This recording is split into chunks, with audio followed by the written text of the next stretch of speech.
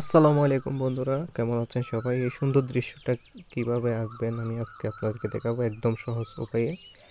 দৃশ্যটি আঁকার জন্য প্রথমে সাদা একটি কাগজে মাঝ বরাবর এখান থেকে এখান পর্যন্ত একটি দাগ নিয়ে দেবেন, আরও একটি দাগ দিয়ে দিবেন নিচে। দেখতে পাচ্ছেন? খেয়াল করে দেখুন আমি কিভাবে আঁকছি। আরও একটি দাগ, তিনটা দাগ হলো। তারপর মাঝখানের দাগ থেকে উপরের দাগ পর্যন্ত একটি বাঁকা করে একটা লাইন এঁকে নেবেন। তারপর মাঝখানের দাগ থেকে নিচের দাগ পর্যন্ত একটা লম্বা লম্বিভাবে দেখতে পাচ্ছেন একটা দাগ এঁকে নেবেন। তারপর নিচে আর একটা দাগ, এটা স্কেল দিয়ে দিবেন, তাহলে সোজা হবে, দেখতে সুন্দর লাগবে। হয়ে গেল একটি ঘরের শেপ। তারপর এখান থেকে এখানে একটা, এখান থেকে এখানে একটা, দুইটা দাগ দিয়ে দরজাটা এঁকে নেবেন এভাবে। দেখতে পাচ্ছেন আমি খুব সহজে কিন্তু দেখাচ্ছি, একদম সহজ উপায়ে। দেখুন, লক্ষ্য করে দেখলেই বুঝতে পারবেন যে কিভাবে কি করছি আমি। জানলা দুটো এঁকে মাঝখানে একটা দাগ দিয়ে, দরজার মাঝখানে একটা দাগ দিয়ে সুন্দর একটা শেপ নিয়ে আসলাম। তারপর এখান থেকে এখান পর্যন্ত একটি পাহাড়ের বা ঝোপঝাড়ের শেপ দিয়ে নিচ্ছি একটু বাঁকা বাঁকা করে। তারপর এখানে একটি সুন্দর অর্ধবৃত্ত বা সূর্য আঁকছি, সূর্য। তারপর এখানে কিছু ঘাস এঁকে দিচ্ছি নিচের দাগটা। দেখতে পাচ্ছেন খুব সহজে কিন্তু এটা আঁকা হচ্ছে। সহজ এবং সিম্পলের মধ্যে দৃশ্যটা সুন্দর হতে চলছে। তারপর এখান থেকে এখান পর্যন্ত একটি দাগ দিয়ে এসের শেপে, আরও একটি এসের শেপে রাস্তাটা এঁকে নিচ্ছি।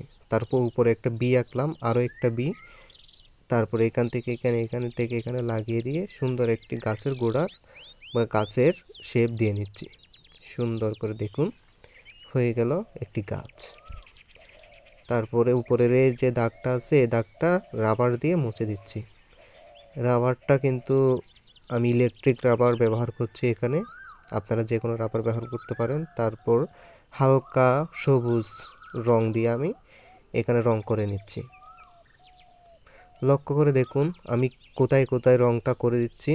উপরের দিকে হালকা করে করে দিচ্ছি, নিচের দিকে কিন্তু আমি কালি রাখছি।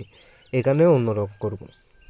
আবার গাছের উপরেও কিন্তু সেমভাবে উপরের দিকে হালকা সবুজ রংটা আমি করে দিচ্ছি, নিচের দিকে কালি রেখে দিচ্ছি। তারপর গাছের উপরেও কিছু করে দিচ্ছি উপরের দিকে, নিচের দিকে কিন্তু আমি রেখে দিচ্ছি।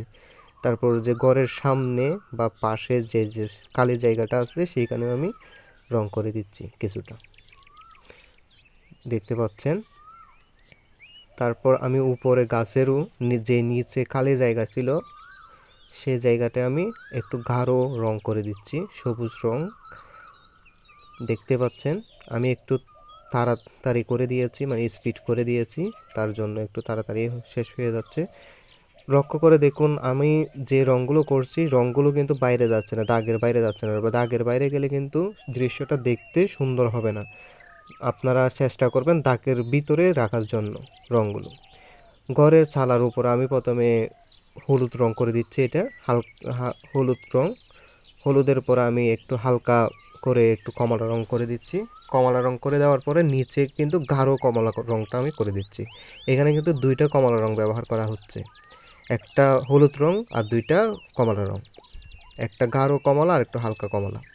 তো দরজায় আমি কমলা রংটা করে দিচ্ছি, গাঢ় কমলা। আর জানলায় আমি উপরের দিকে হালকা করে লাল রংটা, আর নিচে যে দাগটা আছে সেই দাগটা নিচের দিকে আমি লাল রং করে দিচ্ছি এবং উপরে গোলাপি রং।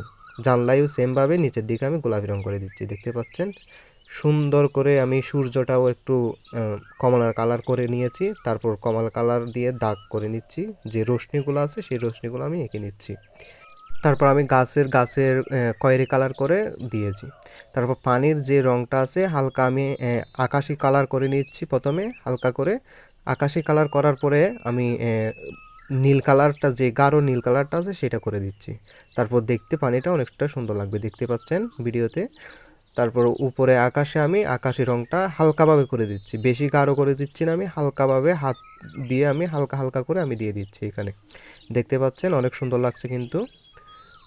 তারপরে যে রাস্তাটা এঁকেছি এই রাস্তাটার মধ্যে আমি মাটির কালার বা কাঁচা হলুদের রংটা আমি করে দিচ্ছি, কাঁচা হলুদের রং করে দিয়েছি এখানে, দেখতেই পাচ্ছেন। তারপর আমি উপরে যে গাছগুলো আছে সেই গাছগুলোর শেপে আবার কিন্তু কিছুটা দাগ দিয়ে দিচ্ছি, যাতে দেখতে অনেকটা সুন্দর লাগে, বোঝা যায়। সবগুলা জায়গায় আমি দিয়ে দিচ্ছি এগুলা, আবারও দাগগুলো যাতে দেখতে সুন্দর লাগে। দেখতেই পাচ্ছেন ভিডিওতে আপনারা। দেখুন বন্ধুরা, দেখুন কত সুন্দর করে আমি এই দৃশ্যটা এঁকেছি। অবশ্যই যদি এই দৃশ্যটা থেকে আপনারা কোনো কিছু শিখতে পারেন, তাহলে আমার চ্যানেলটাকে সাবস্ক্রাইব করবেন, পাশে থাকা বেল আইকনটি অন করে দিবেন, ভিডিওতে অবশ্যই একটি লাইক দিবেন। ধন্যবাদ।